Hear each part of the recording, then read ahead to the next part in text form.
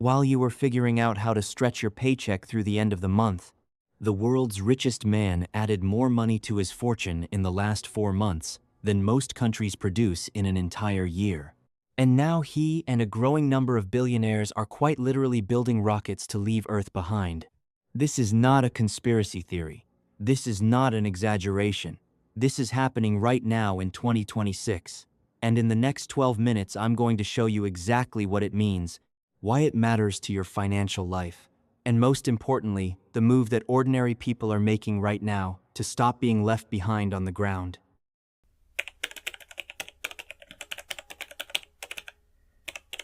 Let me give you the numbers first, because these are not talking points. These are from the World Inequality Report, 2026, published just weeks ago.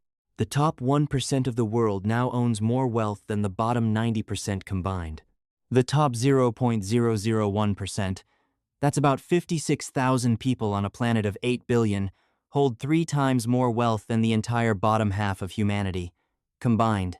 And at the very top of that pyramid, Elon Musk hit $811 billion in February 2026. His fortune exceeded the entire GDP of Poland. He went from $500 billion to $800 billion in just 4 months. 4 months. And with SpaceX filing for a $1.75 trillion IPO expected later this year, he is on track to become the world's first trillionaire before 2026 is over. Meanwhile, the global middle class has benefited the least from economic growth over the past 4 decades, according to the same report. Not the poorest, not the richest. The people in the middle, the people watching this video, are the ones who have gained the least. That is not an accident. That is a pattern.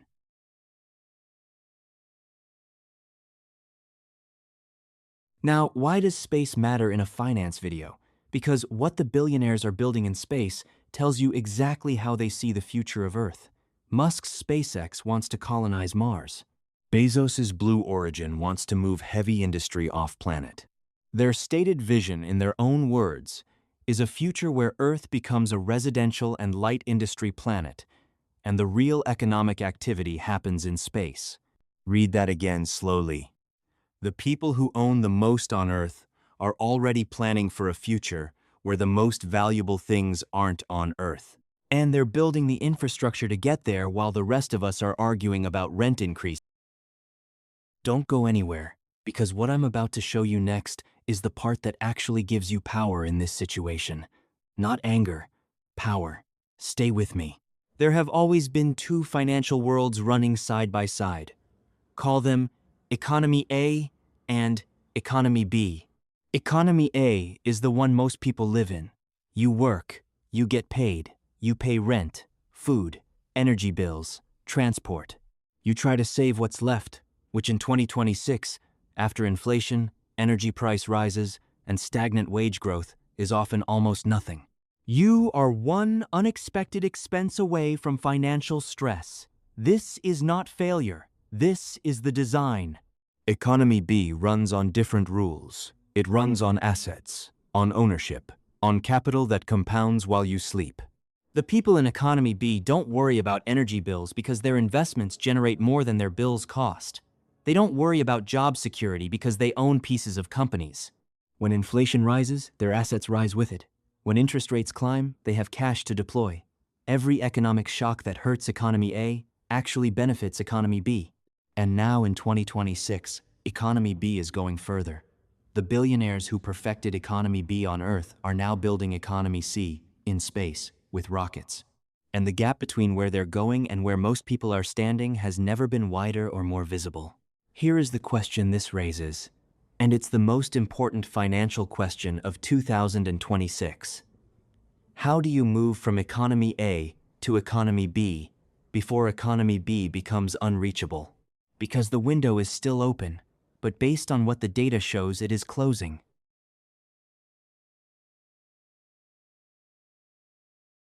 This is the part that most people have never had explained to them clearly. Inflation is not neutral. It does not affect everyone equally. When prices rise, the value of assets rises with them. Property values go up. Stock prices go up. The value of businesses goes up. If you own those things, inflation makes you wealthier in real terms. If you don't own those things, if your wealth is sitting in a savings account or coming in as a salary, inflation makes you poorer in real terms. Your cash buys less, your salary covers less. And the gap between you and the people who own assets grows wider every single year that inflation runs above your wage growth. This is why Oxfam's January 2026 report found that billionaire wealth has now reached a historic high at the exact same time that real purchasing power for the middle class is at a multi-decade low. Same economy. Completely opposite outcomes. Because one group owns assets and one group owns cash. Oxfam, January 2026. Resisting the rule of the rich. Billionaire wealth reached a historic high in 2025, 2026. The poorest half of the world owns less wealth than just the 12 richest billionaires. Billionaires are now 4,000 times more likely to hold political office than ordinary people. And the wealth gap is not slowing, it is accelerating. The report calls it extreme inequality, not as a metaphor, but as a technical classification. What I'm about to show you in the next section is not about becoming a billionaire. It's about making sure you don't get permanently left behind in economy A while everyone who figured this out moves to economy B. These are the 3 specific moves, and you can start all 3 this week.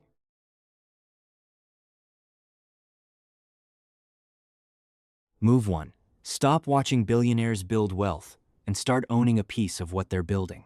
SpaceX is not publicly listed yet, but the companies that supply it, support it, and benefit from the space economy are. The broader technology sector, defense and aerospace stocks, and global index funds all capture the economic activity that billionaire investment drives. You don't need $811 billion.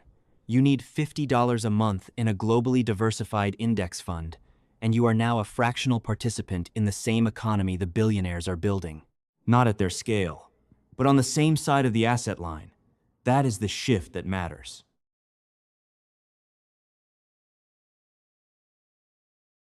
Move 2. Build an income stream that rises with inflation instead of falling behind it. A salary is fixed. It moves on someone else's schedule. A digital product, a content channel, a rental income, a dividend portfolio. These are income streams that naturally adjust as the economy changes. When inflation rises, the value of good content, useful products, and income-generating assets rises with it. The billionaires leaving Earth understand one thing deeply. Passive income is inflation-proof in a way that active income never can be. The gap between their world and yours closes the moment you own something that pays you, not just something you do. Move 3, and this one makes people angry for the right reasons. The billionaires leaving Earth don't pay the same tax rate you do.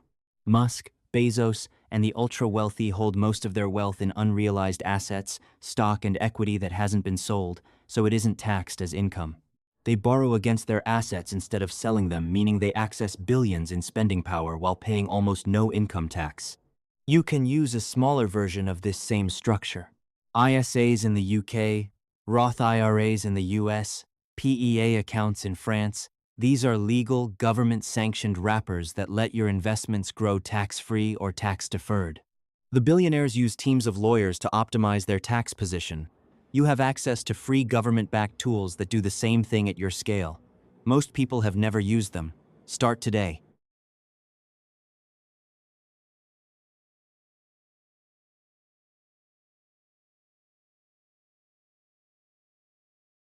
Here is what I actually want you to sit with.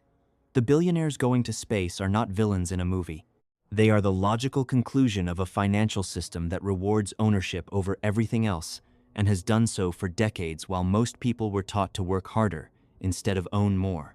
The anger you might feel watching this video is valid, but anger without action is just pain.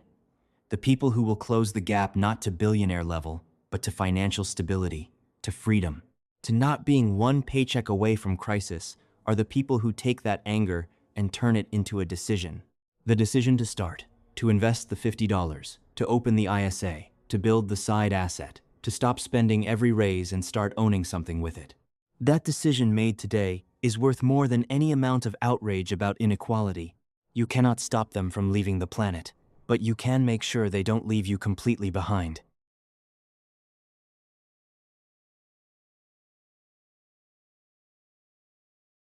I want to know something real before you leave. If you're choosing to stay grounded, to actually build something here instead of just watching from the sidelines, drop the word grounded in the comments. I read them, and that word tells me you're not just watching, you're moving. And if this video made something click for you, send it to one person. Not everyone, just one. Because there's someone you know right now working hard, falling behind, and quietly wondering why. This might be the video that explains it. And if you're serious about understanding how money actually works, not just working harder inside a system that wasn't built for you, subscribe to Hollyfield Finance. No noise, no hype, just clarity every week. Because the goal was never to leave Earth. The goal is to build a life here that actually feels like freedom.